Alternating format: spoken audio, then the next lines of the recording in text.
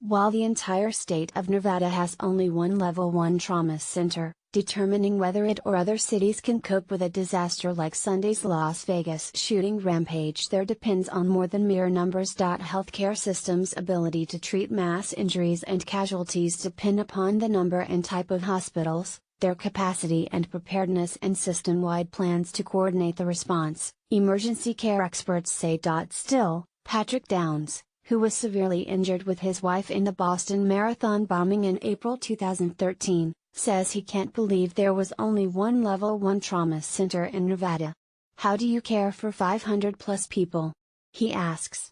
There is an embarrassment of medical riches in Boston, and all were used and under enormous stress, says Downs, noting that fewer than 300 people needed treatment after the bombing 5 years ago. Downs and wife Jessica Kinski were treated at different Boston Level 1 trauma centers after the bombing.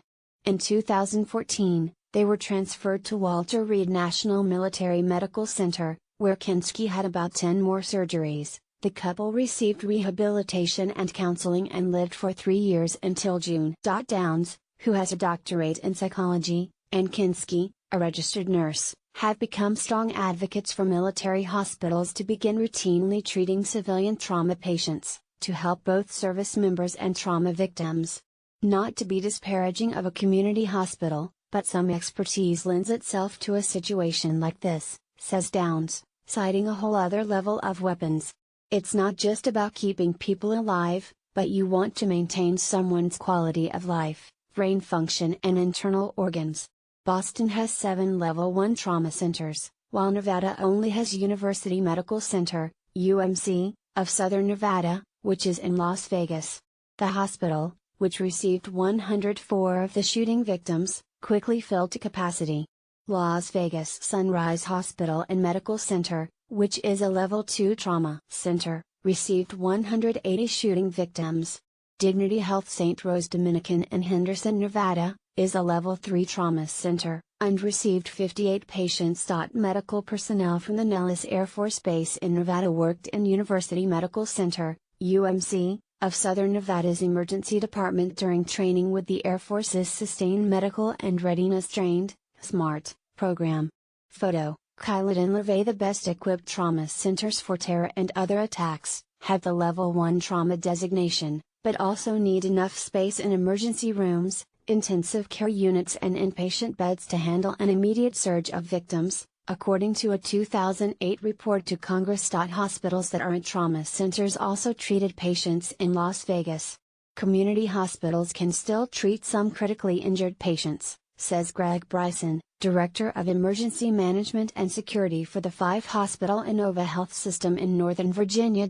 As of late Tuesday, 40 of UMC's patients had been released, 12 were in critical condition, and the others were in fair to serious condition, according to hospital spokeswoman Danita Cohen. At least 527 were injured, and 59 people died in the Las Vegas shooting spree.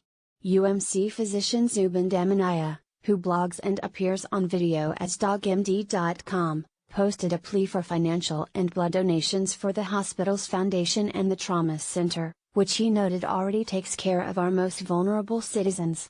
Hospitals in the area are severely strained by this unprecedented mass casualty event, he said. The 2008 report to the House Oversight and Government Reform Committee, the most recent national data available, found none of the Level 1 trauma centers in 7 cities surveyed had the capacity to deal with surges of patients similar to the 2004 bombings on Madrid commuter trains, that left 200 dead, and more than 1,800 injured. How other trauma centers have prepared. Boston, Massachusetts General Hospital emergency medicine physician Paul Bittinger says his hospital received 97 patients in its 49-bed emergency room after the marathon bombings.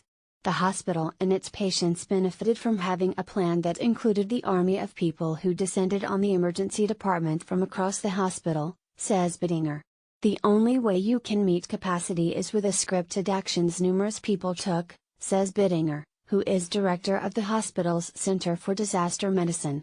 We didn't have to tell people what to do.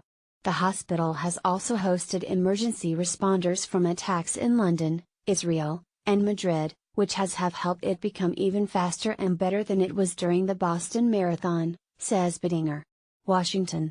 After the 9/11 attack on the Pentagon, 15 Virginia hospitals created the Northern Virginia Hospital Alliance to help emergency medical services, EMS, determine where to send victims during an emergency, such as that in Las Vegas, says Bryson.